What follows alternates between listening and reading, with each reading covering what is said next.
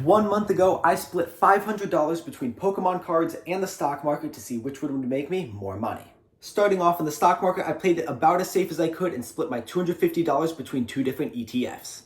I spent $178.78 on 4 shares of the first ETF, which you can see right here, and then $136.01 on the second ETF right here. The first fund has a little over 200 holdings, and some of the top holdings you can see right here. The second ETF has over 500 holdings, which you can see the top ones right here. Unfortunately, I can only buy these two funds in full shares, which means my initial investment is going to be a tiny bit less than $250, $243.79.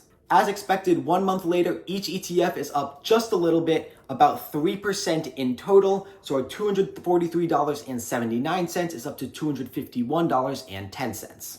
A 3% increase in just 1 month is definitely good, but is it going to be better than Pokemon cards? Getting into a much more fun investment, my $250 was split between these 6 Pokemon cards, and I'm going to show you how each of them performed.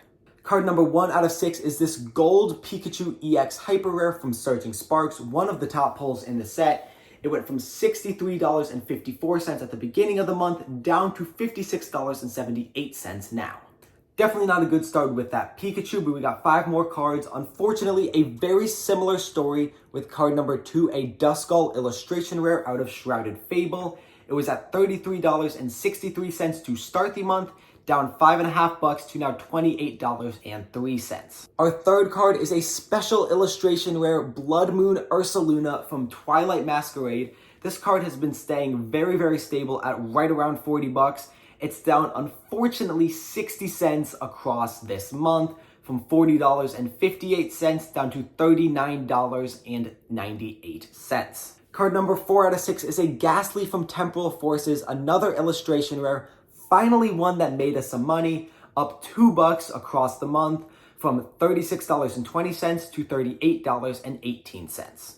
Before we get to the final card that made us some absolutely massive profit, we have one more loss. From Scarlet and Violet base set, we got the Kirlia illustration rare from $26.68 down to $22.26.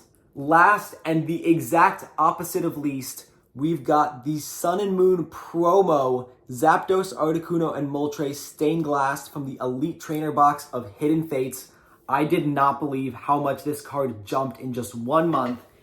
$53.43 at the beginning of the month to $87.41. One of my favorite cards ever. I just had to get another one for this series.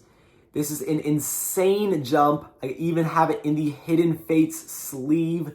And this is actually going to get us by far into profit for Pokemon cards. So now, despite 4 of these 6 Pokemon cards being down on the month, we turned in $18.31 profit, or 7.2%, outperforming our investments in the stock market by over double. This video is definitely not investment advice, but I do need you guys to let me know in the comments if I should run this video back with a bigger starting investment. Make sure you guys like and subscribe, and I'll see you in the next one.